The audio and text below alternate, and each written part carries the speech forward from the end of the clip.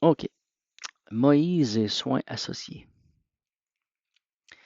Donc, dans nos vies au quotidien, on rencontre des personnes qui portent soit des valeurs ou des mémoires spécifiques qui nous ressemblent ou qui sont vraiment spécifiques à des périodes ou à des aspects.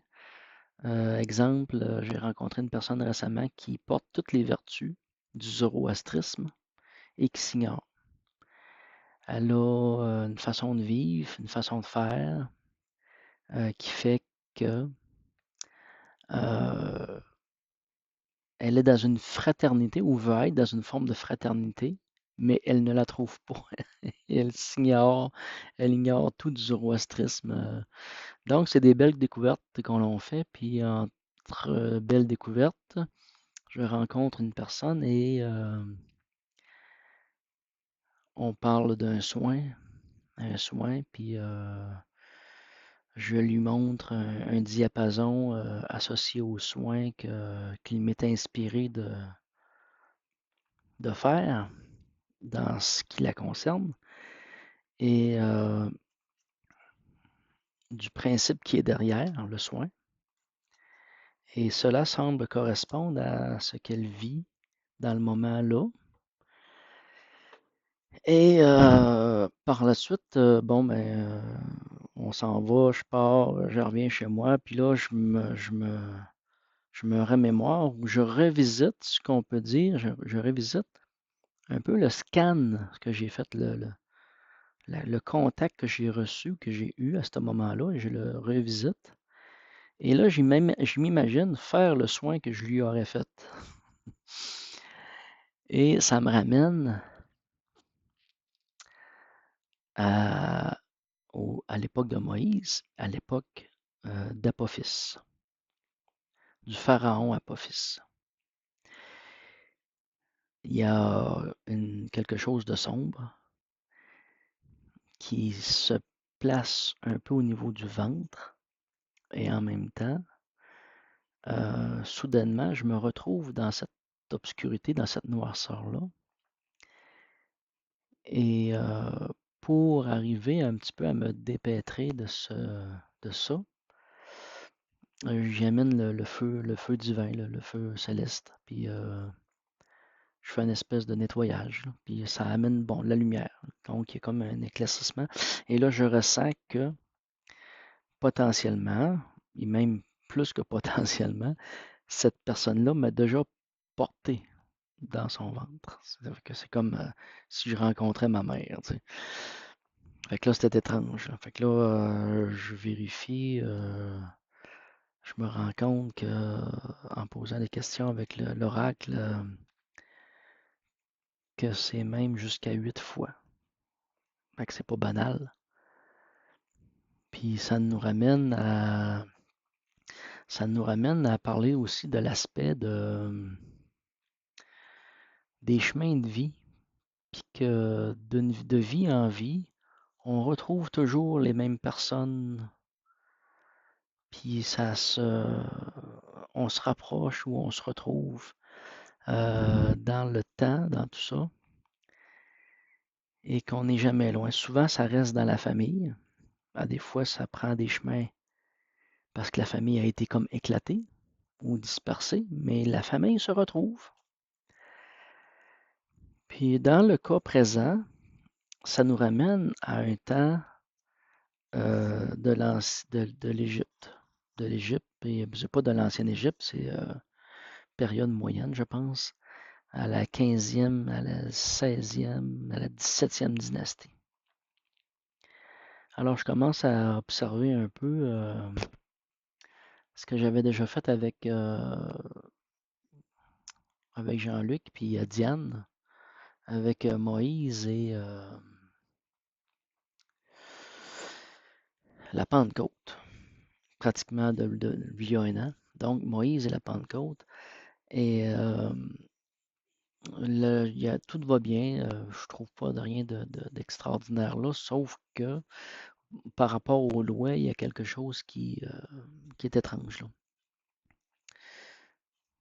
Dans la vidéo de Moïse et à la Pentecôte. Donc, je revérifie, je vais voir certaines vidéos et je me rends compte que, en observant les pharaons, parce que là, j'ai des ressentis, moi, mon sentiment était que Moïse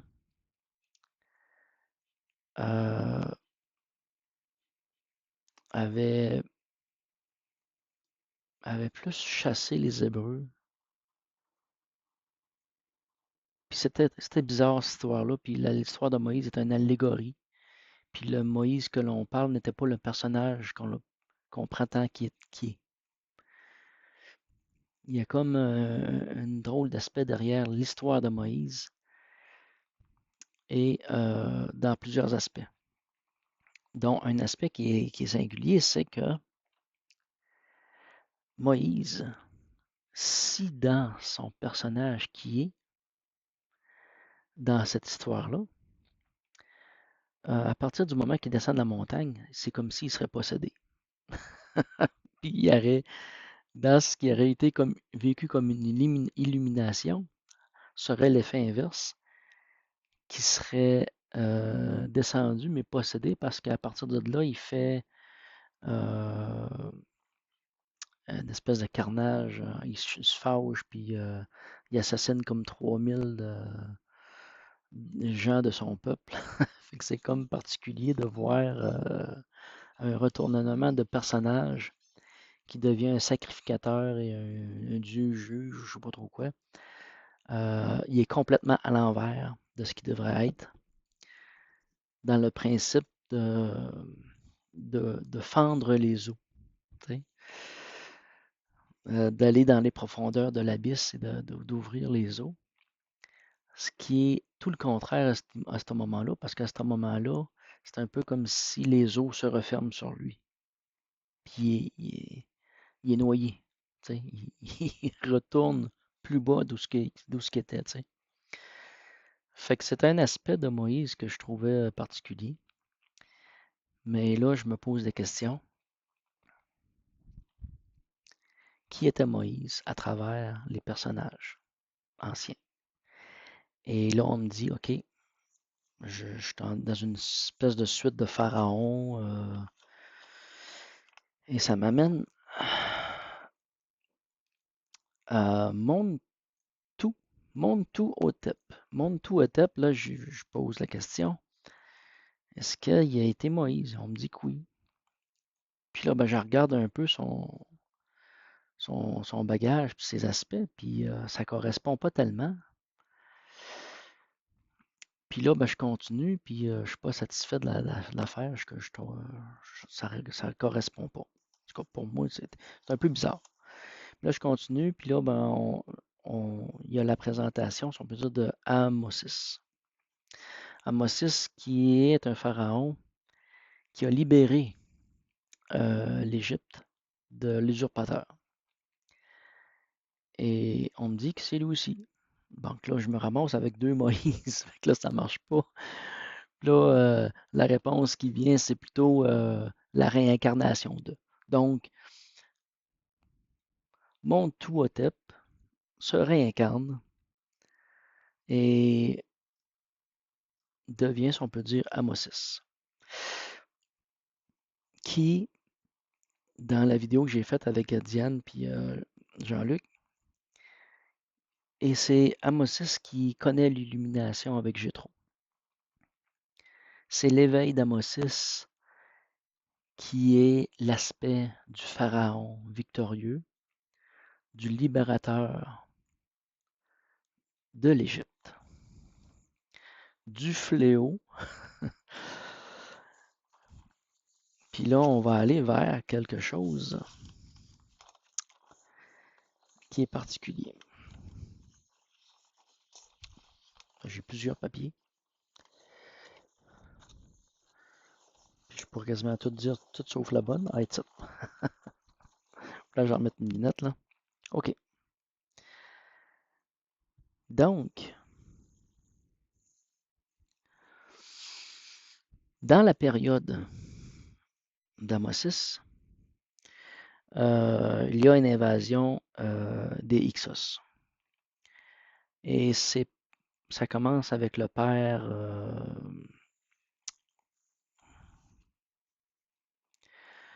d'Amosis qui combat avec son frère aussi qui meurt. Les deux meurent à chasser l'envahisseur. Tu sais. Et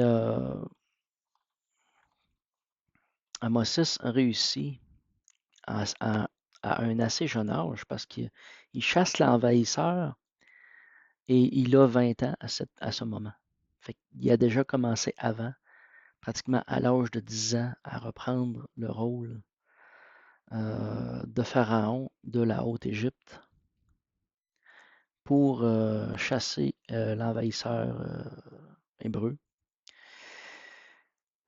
J'écoutais une vidéo sur YouTube, c'est les Sémites Hyksos étaient-ils des imposteurs ou des envahisseurs? C'est une vidéo qui est faite par la chaîne qui s'appelle Christian. Donc, Christian présente les Sémites Hyksos et ses apparences. Et il y a aussi quelque chose de super intéressant que j'ai trouvé avec Rav David Twitou. T-O-U-I-T-O-U. Twitou. Et sa vidéo, ça s'appelle Un pharaon hébreu. Et dans les deux cas, on nous présente il nous présente des Sémites Hyksos. Donc, on est avec les Sémites, on est des Sémites, c'est des Sémites cananéens. Et il semble que ces Sémites-là ont un bagage particulier parce qu'ils pratiquent les sacrifices, ils pratiquent du cannibalisme, ils pratiquent des immolations, ils ont vraiment des pratiques barbares, cruelles. Et ce qui est vraiment intéressant avec Rav David, c'est qu'il présente, il les appelle les Uxasim, comme des gens qui sont cruels, qui sont des Hébreux. Et il reconnaît dans une de ses parties de ses présentations que Abraham a donné la sorcellerie à ce peuple, à ces gens-là, si on peut dire, à sa descendance, parce qu'elle fait comme partie de la descendance d'Abraham, la sorcellerie. Donc, ces combattants-là connaissent la sorcellerie, ils s'en servent pour combattre. Mais pas seulement pour combattre, mais dans leur vie au quotidien. Faire des sorts, jeter des maléfices ou peu importe. Donc, il y a un aspect un peu machiavélique aux Uxasim dans leur démarche pour asservir les Égyptiens. Fait que là, on observe à la Basse-Égypte de cette période apparaître un pharaon du nom d'Apophis qui est en même temps dans la même période que le père d'Amosis. Je cherche le père d'Amosis. Attendez un petit peu. Je viens de le trouver. C'est Sekenrita. Donc, Sekenrita meurt du premier pharaon Apophis Ier. Et il est fait prisonnier, il est mutilé. Et plus encore. Et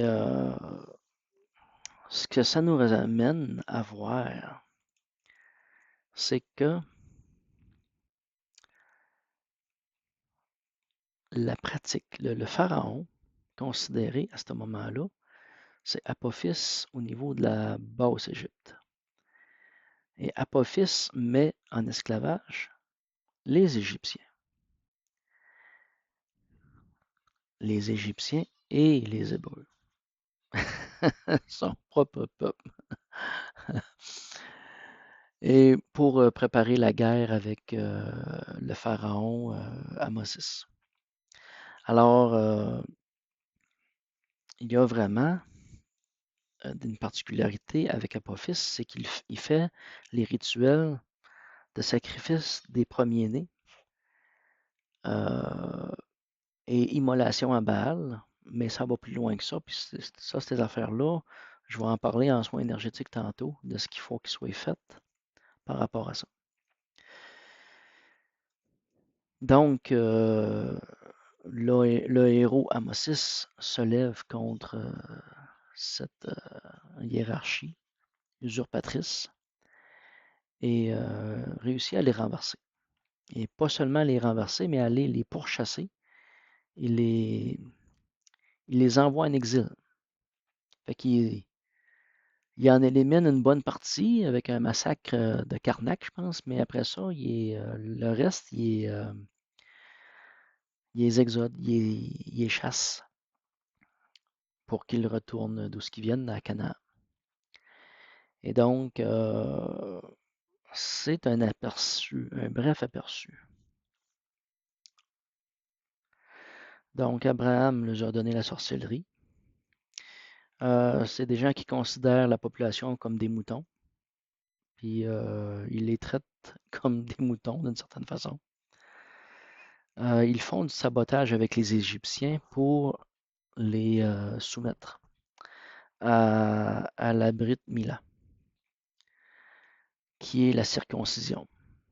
Donc, le sabotage qu'ils vont faire, c'est de faire pourrir le grain et d'affamer la population égyptienne euh, pour les forcer à se convertir, à la conversion. Fait que c'est plusieurs façons comme d'autres d'asservir les populations. Et donc, il y a le sabotage, affamer la population, la cruauté aussi dans une période, plus ça allait, plus qui était cruel. Je donne un exemple. Au début, c'est eux autres qui faisaient les sacrifices, mais vers la fin, avec Apophis 3, c'était les Égyptiens eux-mêmes qui devaient sacrifier leurs enfants et faire les rituels. Fait que c'est vraiment abominable ce qui était demandé aux Égyptiens. Et d'où le soulèvement de la population et du pharaon qui venait de Thébé, je pense, Thébé. OK, donc, je vais vérifier s'il n'y a pas d'autre chose. Ouais, OK, il reconnaît aussi que les Uxasim avaient la même religion que les Arabes, que la religion antique babylonienne, avec Baal et aussi un autre dieu qui sont dans le même genre de cruauté, là. Et c'était vraiment des racines sumériennes qui étaient un peu derrière tout ça, là. Dans les autres informations aussi, il y avait aussi l'aspect que Joseph, fils de Jacob, aurait été le bras droit d'un pharaon Xos. Le pharaon Apopis aurait porté aussi le nom de Salak ou Salek ou Salaris. Et un autre fait aussi, c'est que la momie d'Amophis existe. Elle est au musée de Luxor.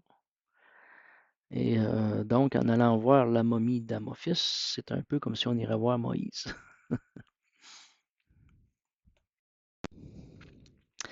Il y a une rencontre aussi qui est mentionnée entre Moïse et Amophis, comme pharaon. Mais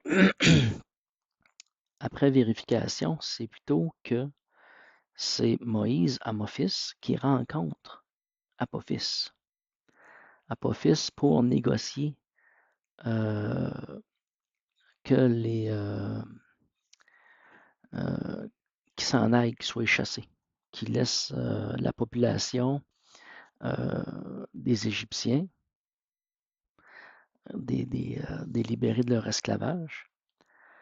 Et en tout cas, il y avait des négociations, puis il y a eu utilisation de magie noire de part et d'autre.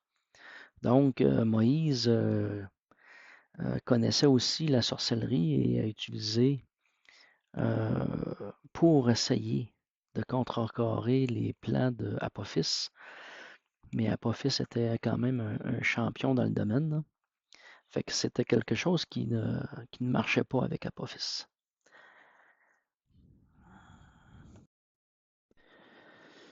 OK. Après ça, ça rouvre une première parenthèse, si on peut dire, sur l'aspect de Moïse. Et maintenant, le deuxième aspect, la deuxième parenthèse que je vais ouvrir, c'est sur un maître forgeron d'un temps plus, plus proche de nous, qui s'appelle Josias.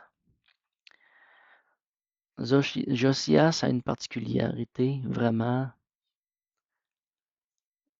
il y a eu comme une espèce pas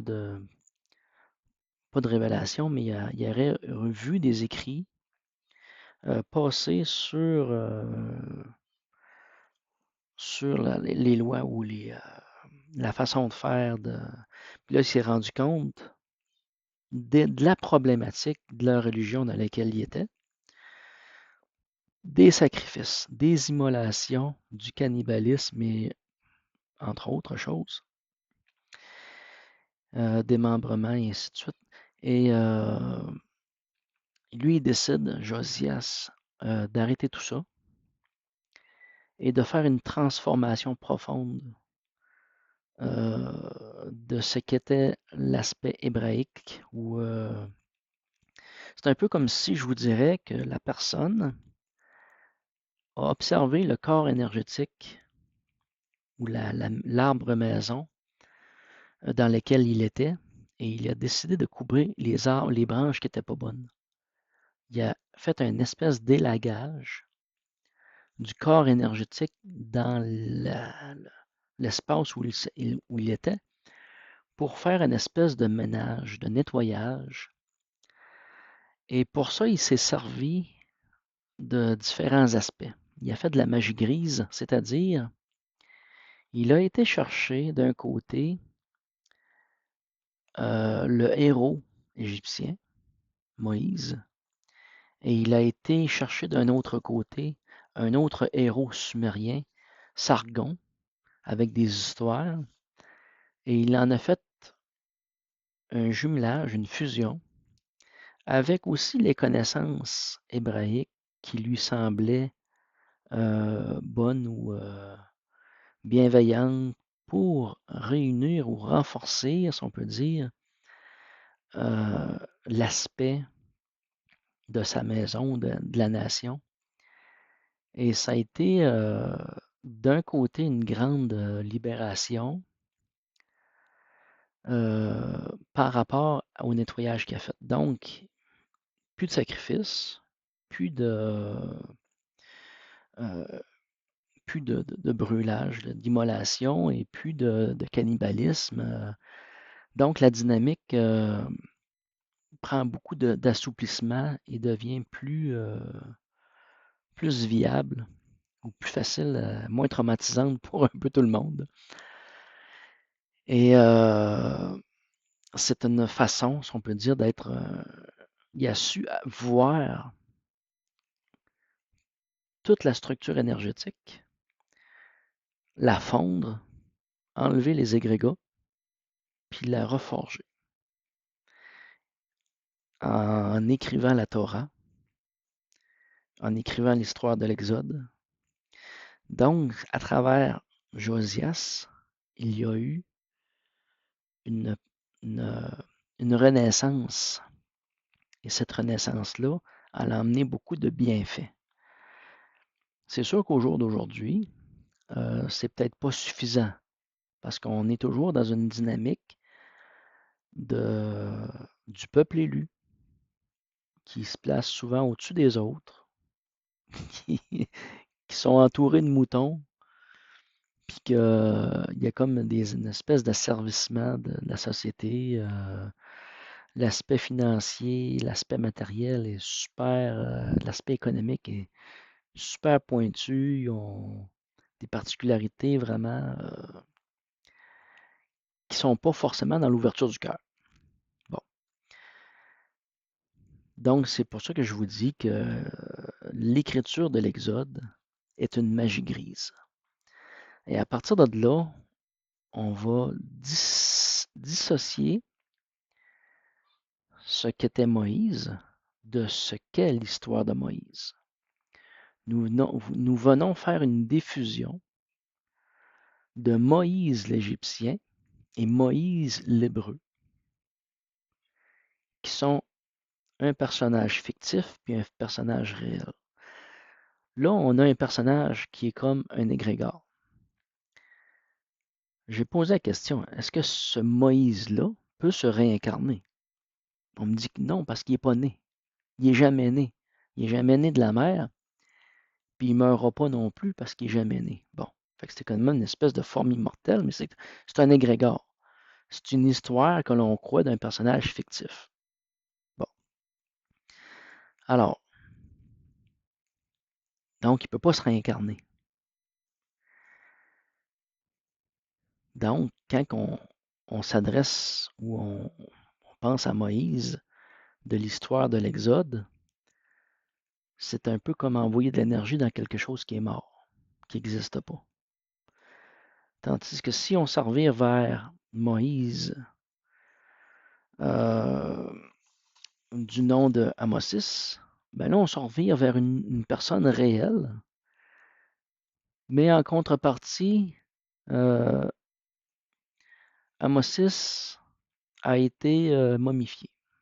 Momifié, ça veut dire que ses organes ont été séparés de son corps dans des urnes. Il y a eu des sortilèges faits avec, si on peut dire, les organes.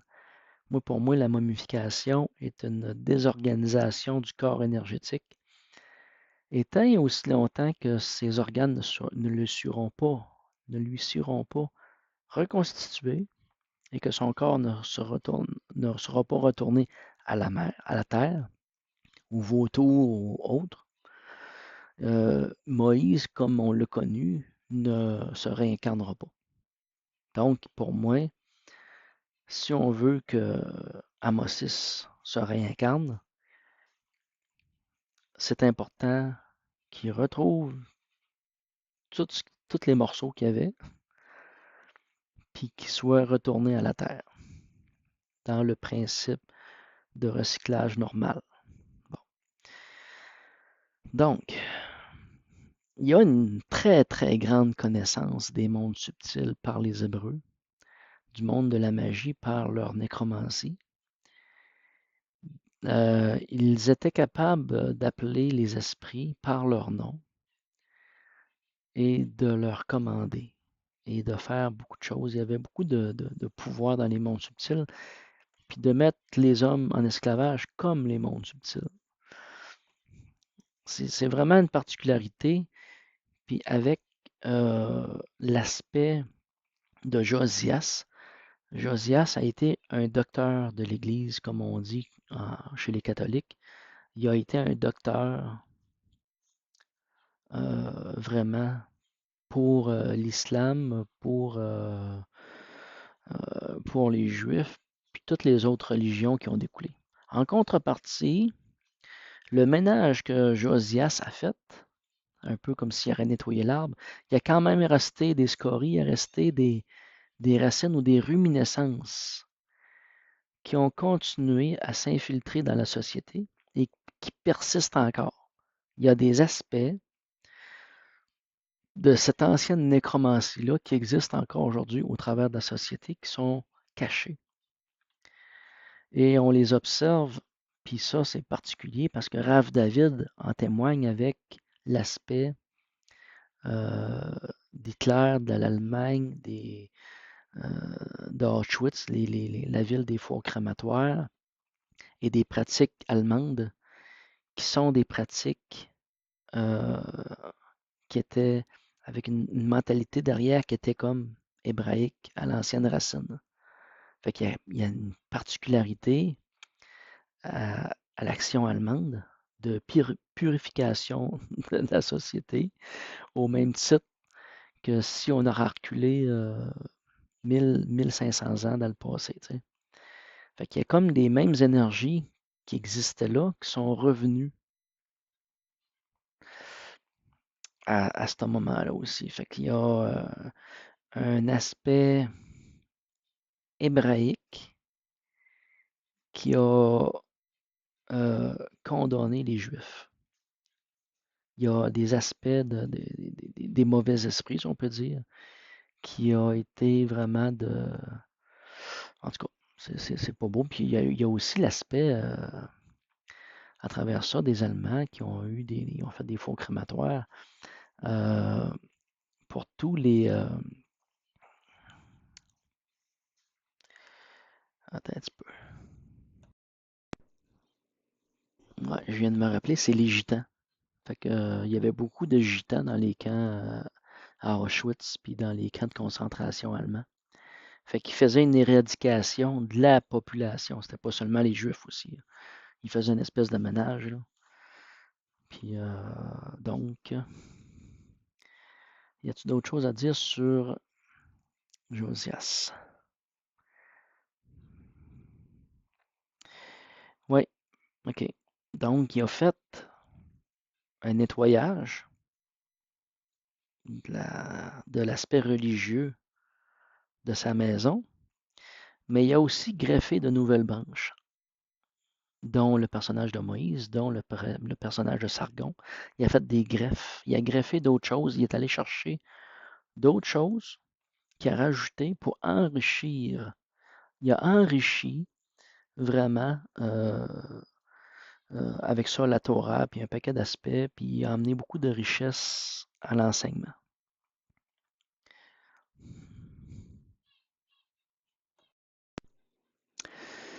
OK, avant d'aller vers les soins énergétiques, il y a un autre aspect aussi, c'est l'émanation de Ré. Donc, l'émanation de Ré, c'est l'aspect Moïse, mais l'aspect Moïse dans tout son cheminement. Parce que là, on faisait des allusions de Moïse d'Akhenaton.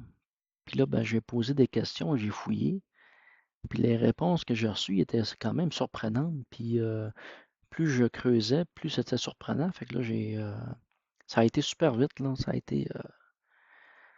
a été quasiment choquant du début jusqu'à la fin, là, comme révélation. Donc, j'ai fait un beau dessin et on part de l'aspect. Je vais essayer de me trouver un crayon, là.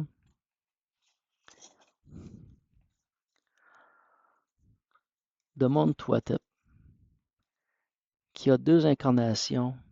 Fait qu'il y a deux personnages liés de cette même branche-là. Donc, il y en a un, c'est Montuatep, et il y a un autre que je ne connais pas son nom, je n'ai pas cherché. De cette même branche-là, on va à Amophis, et il y a une autre incarnation du même temps d'Amophis, du corps énergétique, que je ne connais pas c'est qui. Ça peut être ailleurs sur la Terre, ça peut être un autre personnage dans la même époque. Mais là, ici, cette branche-là ne va pas plus loin, cette branche-là ne va pas plus loin non plus, par vérification. Donc, on repart de l'arbre initial qui recrée une autre branche pour Akhenaton. Et Akhenaton fait une tige, il fait juste une incarnation. Akhenaton a un éveil spirituel assez impactant à lequel les Égyptiens ne sont pas prêts d'accueillir parce que l'arbre lui-même est un peu trop rigide pour ce qui amène. Ça demande trop de souplesse pour le nouveau développement qu'amène Akhenaton, qui nous amène sur le seuil de la conscience christique, qui nous amène sur le seuil. Donc, de la branche du suivi d'Akhenaton, qui nous amène à l'incarnation de Jésus. Et de cette incarnation de Jésus-là, il y a 6 incarnations sur Terre au même moment de Jésus, mais dans d'autres peuples, dans d'autres sociétés, qui font le même rôle. Et au jour d'aujourd'hui, de ces 6 branches-là, il y en a 76 qui se sont incarnées dont une trentaine qui sont décédés, qui ont existé dans ces temps ici, dans quelques 100 dernières années, mettons du Moyen Âge jusqu'à aujourd'hui. Et une d'entre elles a connu la transposition. Comment je l'ai écrit donc? Ou la transmutation. Une de ces 76-là. Puis Jésus, c'est la même chose. Il est, en tout cas, si tu poses la question, est-ce que Jésus est mort sur la croix? Il n'est pas mort sur la croix. C'était qui? C'était pas un imposteur. C'était pas n'importe qui était placé là. Puis cette personne-là a été ressuscitée. Fait qu'il a comme joué un rôle. Puis le Jésus serait mort en France avec Marie-Madeleine. Mais il n'a pas connu la mort comme on la connaît. Il aurait connu cette transformation-là absolue que ce que l'on cherche. Oui, donc le mot que j'ai toujours un petit peu de difficulté, c'est la transmutation, la transformation. C'est ce qui fait que notre corps n'est plus matière. Bon. Donc, dans l'exercice de, de cet arbre-là, on passe dans le temps à Ra, dans l'histoire égyptienne de l'évolution des dieux, vers Amon, avec Amosis, pour aller vers Amon-Ra, pour ensuite aller vers Aton, qui devient le seuil de la conscience christique, et avec Jésus, la conscience christique, et cette transformation-là. Donc, nous observons la floraison de cette espèce d'arbre-là, qui prend racine dans les cieux. Donc, ce sont les cieux, ce sont les constellations qui font les racines de cet arbre-là. Donc, une constellation en particulier. Et cet arbre-là n'a pas connu son aboutissement, n'a connu que son aboutissement avec l'avènement de Jésus. Par la suite, il y a d'autres arbres qui ont poussé, puis qui ont grandi. Donc, il y a 8 arbres actuellement qui sont en croissance, qui se dirigent dans cette direction-là pour fleurir à leur tour sur 13. Les 13 constellations majeures sont quelque part une source énergétique à une élévation des mondes subtils. Ce qui est particulier, c'est que ces arbres-là, quand on veut revenir dans le temps, ils ont été fauchés. Les arbres qui existaient avant ça ont été coupés, comme si, d'un coup sec, soit qui ont été coupés physiquement ou qui ont abattu les lignées par la mort de tous les individus qui les habitaient. C'est un peu particulier. Puis c'est sur ces anciennes souches célestes, qu'a commencé à repousser comme les âmes, la croissance des âmes pour un épanouissement de la conscience, pour connaître, aller vers une espèce de forme de délivrance, puis d'atteindre les mondes spirituels plus élevés. Donc, si on prend un exemple ici d'Apophis, qui est un vecteur de densité, c'est un peu comme si je vous dirais que dans cet aspect-là, il forme un aspect de terre, de décomposition au niveau de l'air, du monde de l'air. Il y a des énergies qui sont de la terre, qui devraient rester au niveau de la terre, mais sont un peu comme emmenées à des niveaux supérieurs où ce qui ne devrait pas être. Il y a vraiment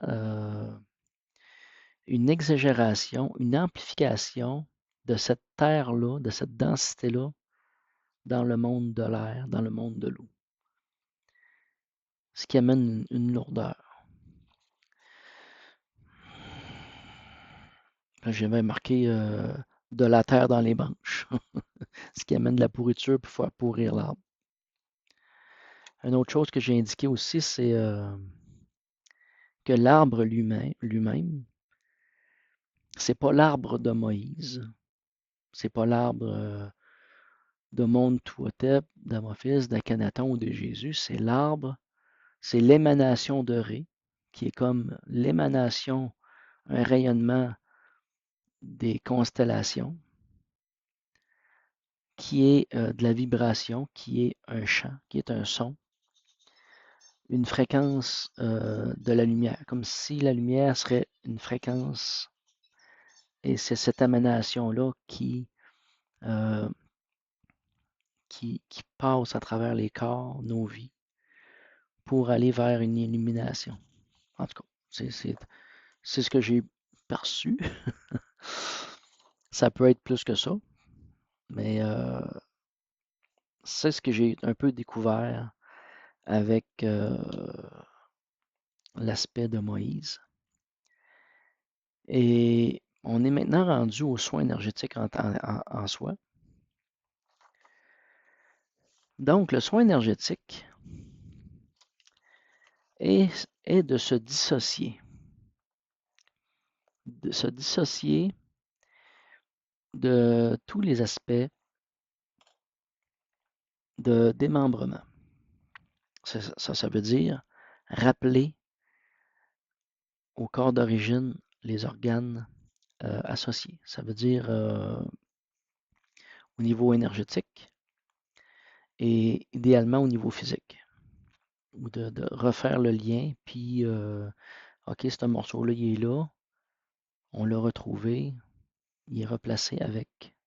Fait qu'on fait un lien, on relie tous les morceaux ensemble pour faire un soin énergétique du corps énergétique mutilé. Il y a aussi la consommation des chairs. Dans la consommation des chairs, il y a de l'aspect de manger de la chair ou d'être mangé. Et il y a aussi les sacrificateurs, les meurtriers. Donc, il y a un lien à défaire entre l'action et même l'action, le démembrement suite aussi à la consommation des chairs. Donc, c'est le soin, des soins qu'il faut travailler.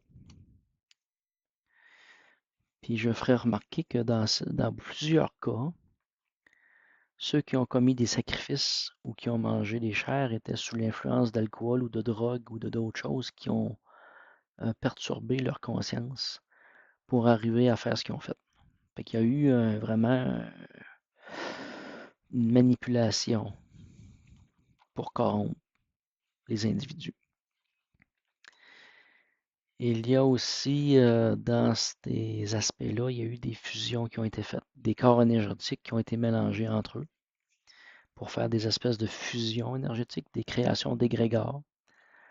Alors, il faut se défusionner, il faut se délier des contrats, délier des pactes.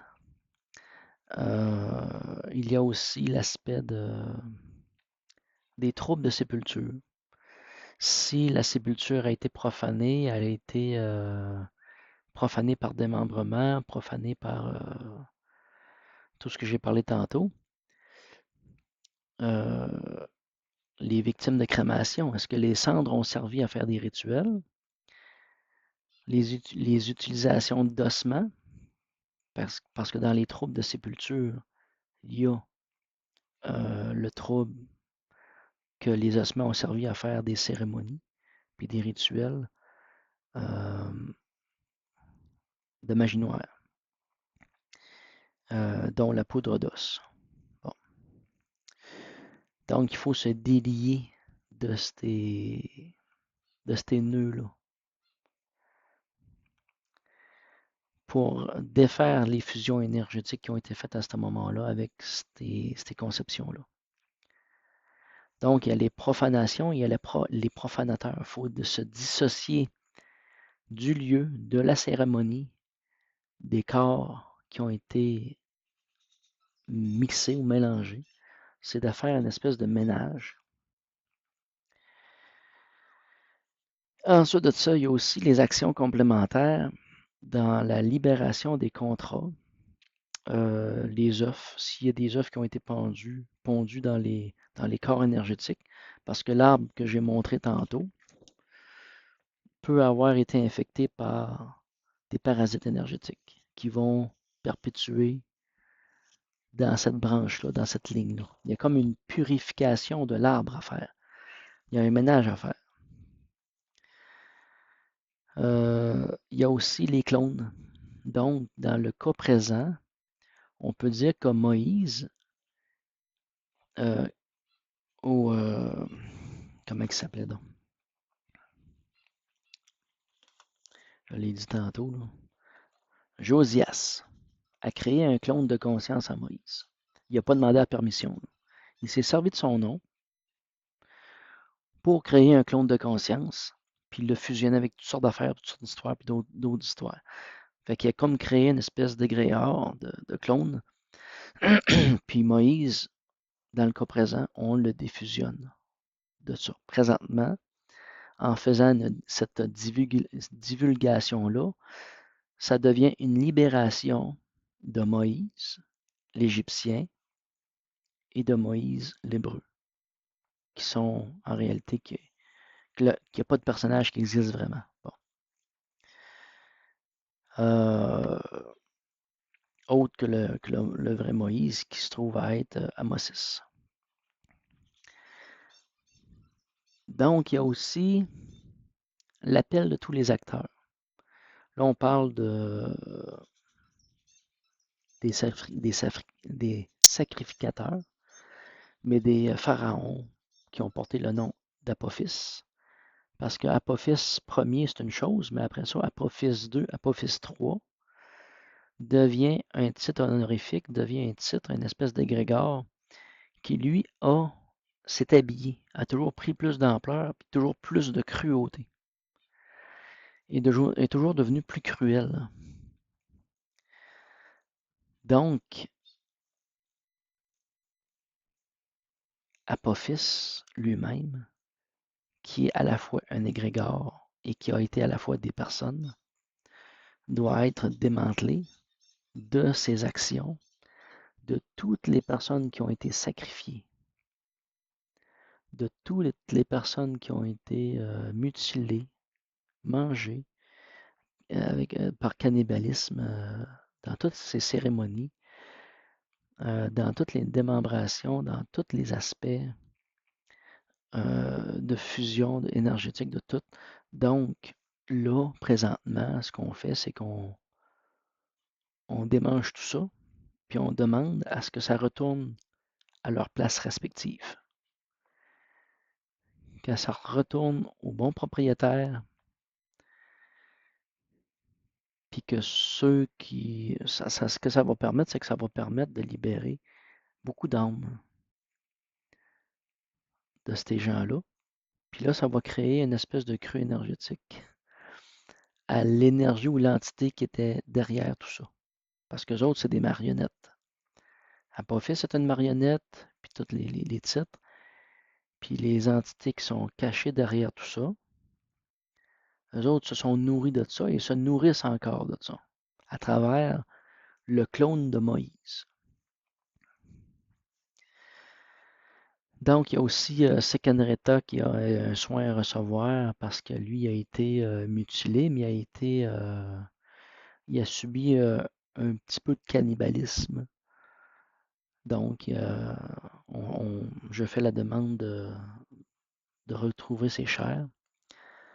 Montuotep, ben, lui, il est mort dans cette guerre-là, puis il a été mangé aussi. Bon, ça fait que c'est la même chose pour lui. Fait qu'on le met tout ça, on le met aussi dans l'équation. Il y a aussi la destruction de cités, de villes, qui sont un sacrifice en soi d'une entité. À partir du moment que la ville n'existe plus, c'est un être vivant qui a été créé, qui n'existe plus. Et il y a aussi les sacrifices liés à une cité, donc tous les morts qui se sont battus pour la libération ou pour la cité vont être par le même fait libérés du sacrifice de cette période. Donc, avant de commencer cette vidéo, j'ai fait une ouverture euh, d'une cérémonie, si on peut dire. Puis ces actions-là, je les fais de tous mes êtres, de tous mes temps, de tous mes lieux, de toutes mes dimensions, de toutes mes formes de pensée, toutes mes formes de densité, sphère de conscience. Et pour, je fais toutes ces actions-là pour tous ces êtres, pour tous ces temps, pour tous ces lieux, pour toutes ces dimensions, pour toutes ces formes de densité et sphère de conscience de tous ces êtres, pour les libérer euh, de cette situation dans laquelle ils ont été placés. Euh, donc, à ce moment-là, pour beaucoup de personnes, il y a beaucoup de choses qui vont être, qui vont probablement revenir à la normale. Parce que lorsqu'on parle de la famille égyptienne, il y a beaucoup de gens qui se sont associés à l'exode de la famille qui est partie. Et beaucoup de gens s'associent aussi à, à ce qu'on a été des Égyptiens. Puis là, ben, au jour d'aujourd'hui, ces Égyptiens-là qui étaient potentiellement tous des Africains, des Noirs, se sont réincarnés à travers des Blancs, peau blanche, des jaunes, des rouges, puis des caramels, puis des spottés, des carottés. Donc, la couleur de peau au jour d'aujourd'hui, ça n'a aucun sens. Même si ces énergies-là, au départ, étaient dans des, euh, dans des nations ou dans des énergies spécifiques de leur temps. La nation égyptienne, les réincarnations se sont faites pas seulement en Égypte ou en Afrique, mais se sont faites aussi un petit peu à la grandeur de la planète.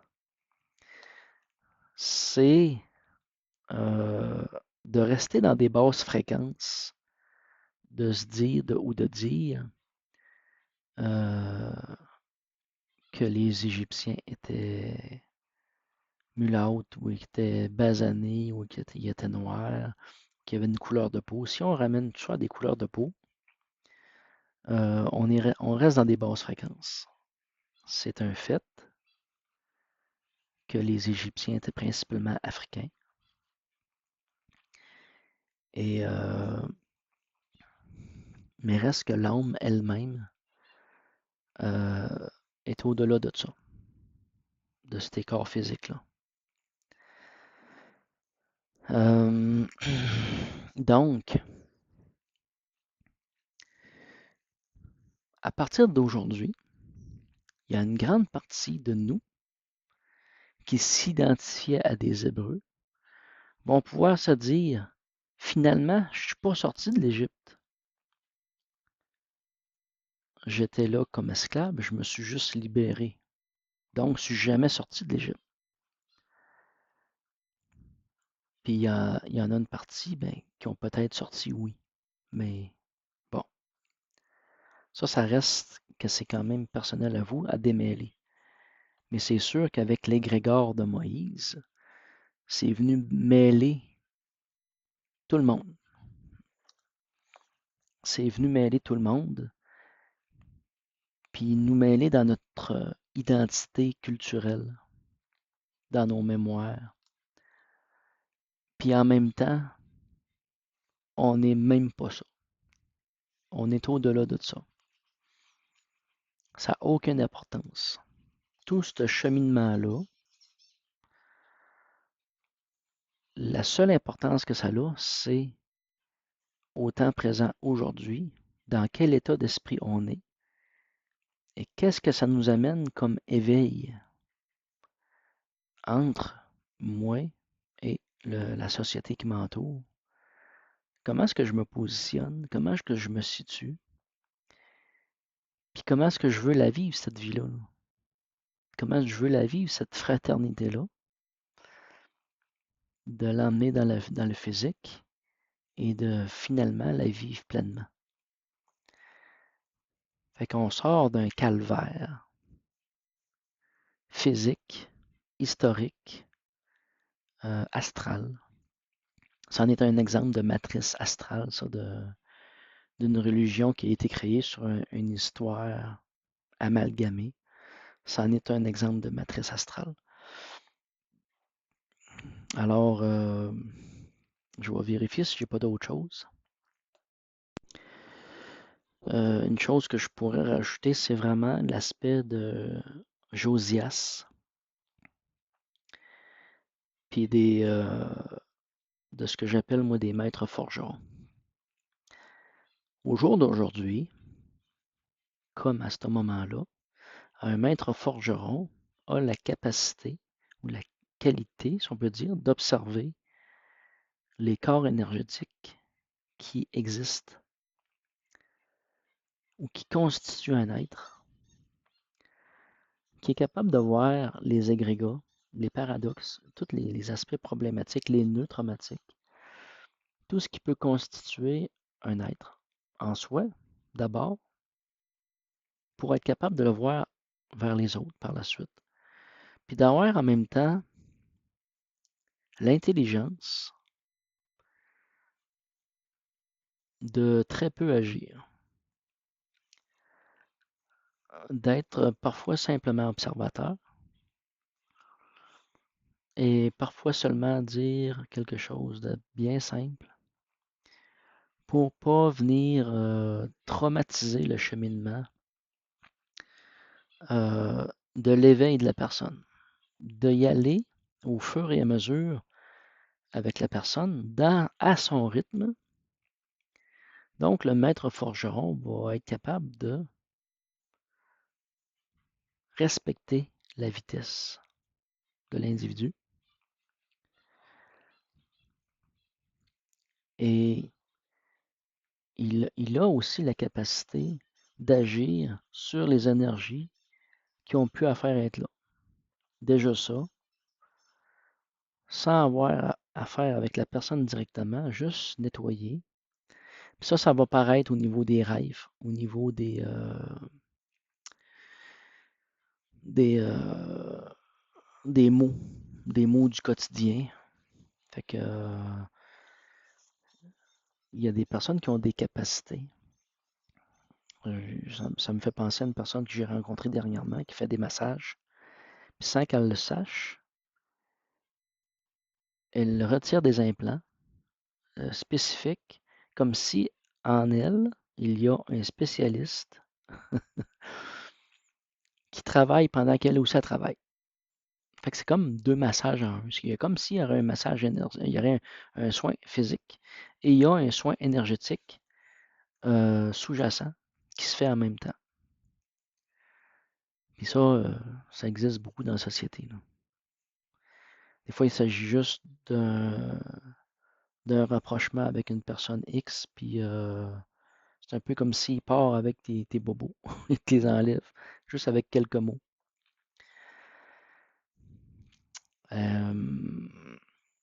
Donc, il y a aussi les maîtres forgerons qui vont, par contre, créer.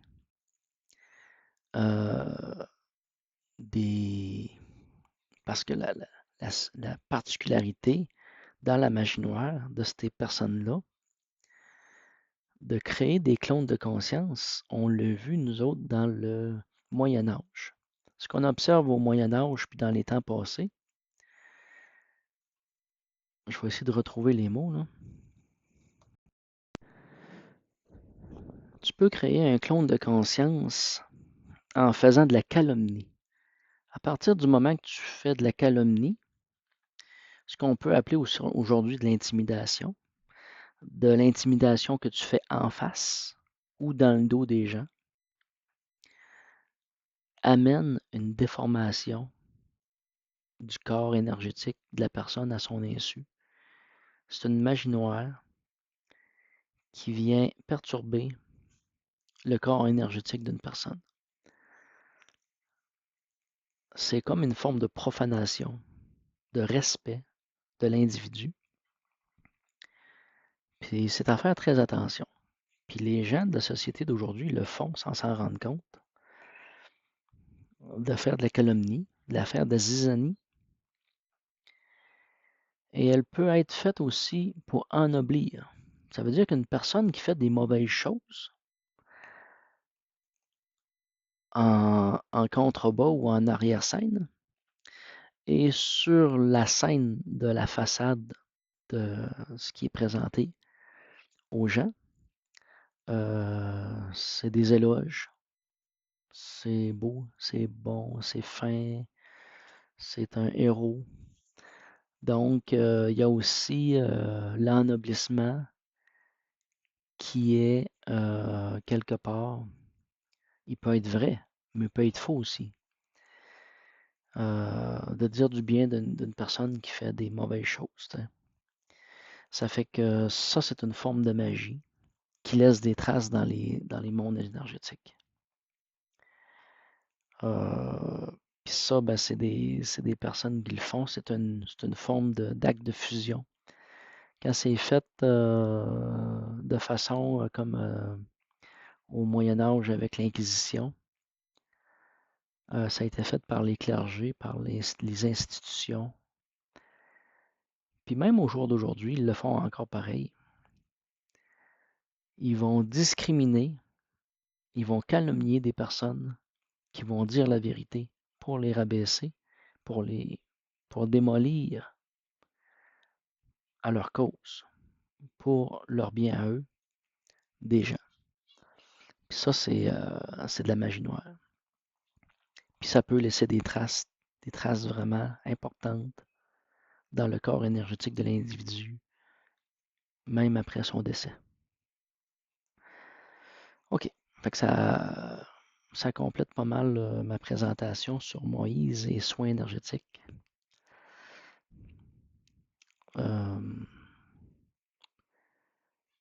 Ça a été une aventure enrichissante. Puis il y a beaucoup de choses qui se présentent, qui s'en viennent aussi, que je n'ai pas parlé dans les derniers mois, mais qui vont sortir. Il m'a été demandé de faire des méditations guidées par ma sœur d'âme Joanie. Puis je vais peut-être m'atteler à ça pour. J'ai une bonne idée de ça. Puis ça va venir en lien avec l'aspect de la terre d'Égypte, des Égyptiens, de la famille et de cette usurpation-là pour nous finir de nous délier de cette magie noire-là que les Égyptiens ont subie. Merci.